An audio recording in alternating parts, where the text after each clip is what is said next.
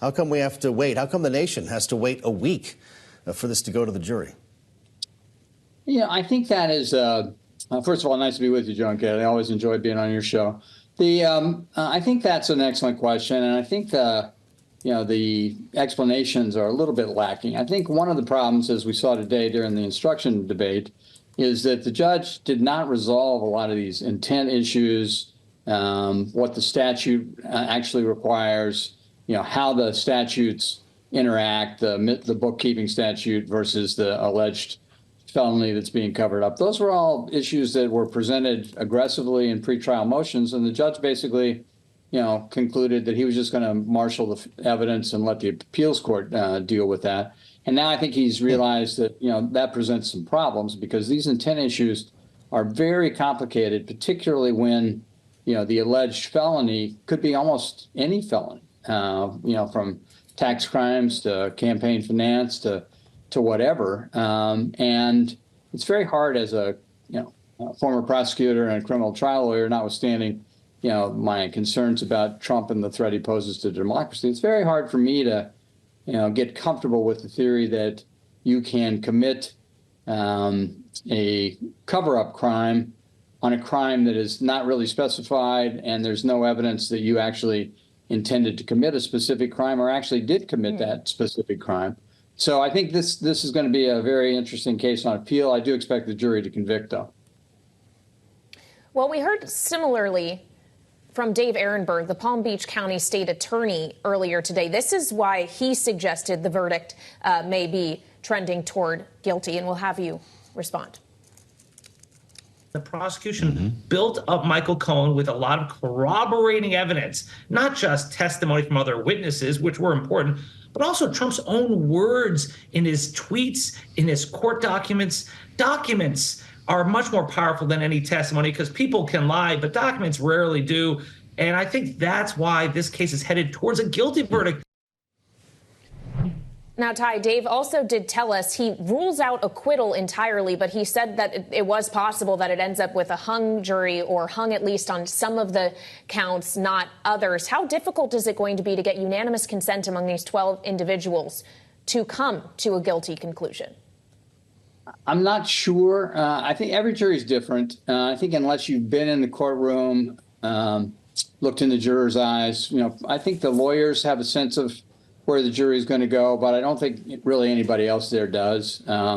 It's an interesting courtroom dynamic, and particularly when you have two lawyers on the jury, and difficult issues of intent, as I said, and difficult issues of evidence, in terms of, because the jury's going to be instructed that they can reject all of Cohen's testimony. If they find he lied once, they can reject everything he said, and obviously he lied, many, many times. Whether they will or not, I suspect they won't. I suspect they will convict.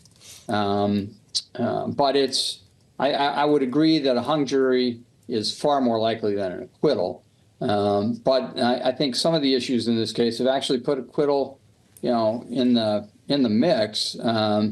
Not a great chance of an acquittal, but some, which I don't think existed at the start. I think the prosecutor's mishandling of the 96-second phone call and their failure to call out Cohen's theft, give the jury some pause, not only about Cohen but about the prosecution. So I think acquittal is in the mix, but not heavily, and I still suspect it's a 90% likelihood of conviction and maybe a 7% chance of hung jury and, bare chance of acquittal. Remarkable closing here for the defense in calling Robert Costello to the stand, Ty. This is interesting, and some have suggested that Donald Trump himself asked for this to happen, to bring a lawyer on the stand to blow holes in Michael Cohen's testimony.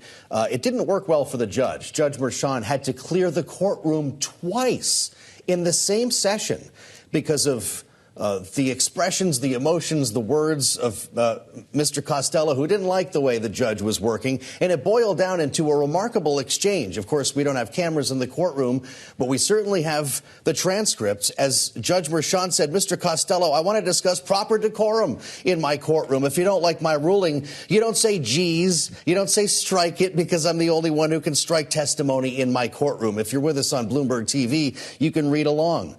He replied, to Costello, you don't give me side eye and you don't roll your eyes. Are you staring me down right now? This got to be a courtroom clearing event twice, Ty. Why would the defense choose to end their session this way if it were not for the request specifically of Trump himself? That's an excellent question. We don't yet know the answer. Obviously, the defense did not expect Costello to be as bad a witness as he was, but why they didn't expect that, I'm not sure. I think they were really ahead on points in terms of what they had done to Cohen in their own cross-examination, and they tried to gild the lily a little bit with Costello, and he didn't help them at all.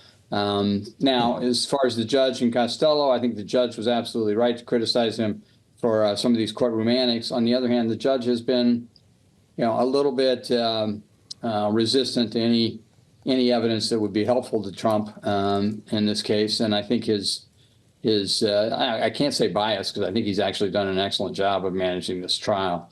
But I think his predilections, came out a little bit. But certainly Costello's courtroom decorum was reprehensible, and he deserved to be chastised. Finally, Ty, just given that you have served as counsel to this defendant in question, Donald Trump, he did not testify in his own defense, as he had teased prior to today that he might. Just to be clear, from your knowledge of him, if he wanted to, would he have done so? Was this his choice alone? Oh, no, I'm sure. So I think the reality with the former president is he's fearless when it comes to these things. He thinks everything he does will be, warmly received by the jury and others. And I'm sure he would like to tell his story, whatever that story is on a particular day. But his lawyers would have been resigning, I think, had he decided to take the stand, because it would have been a very fatal move. And frankly, he would have been on cross-examination for probably 3 days, and it wouldn't have been just about the facts of this case. It would have been about the facts of the Eugene Carroll case, the fraud case, the Mar-a-Lago case, and the January 6th case, where he would have been forced to take the fifth. The possibilities, had he testified, of how he could be eviscerated, were overwhelming. And, no lawyer in his right mind would have let him testify. It would have thrown his body in front of that freight train. But I also think in terms of one of the points we discussed earlier, the mere fact that Cohen is corroborated on some things, I sort of, equate that to, you can prove he's in the restaurant, but you can't prove that he actually poisoned his guest. And I think, there's a lot of proof that he was in the restaurant. The proof on, whether or not the president actually understood what was going on, former president understood what was going on and directed it is I think less clear to the jury, and certainly less clear under the law that requires, this felony to have been, a motivating force. The mere fact that he was concerned about the impact on the campaign doesn't make it a campaign fraud. And I think that's one of the big hurdles the prosecution will have, not necessarily in the jury room, where I think he'll be convicted, but certainly on appeal.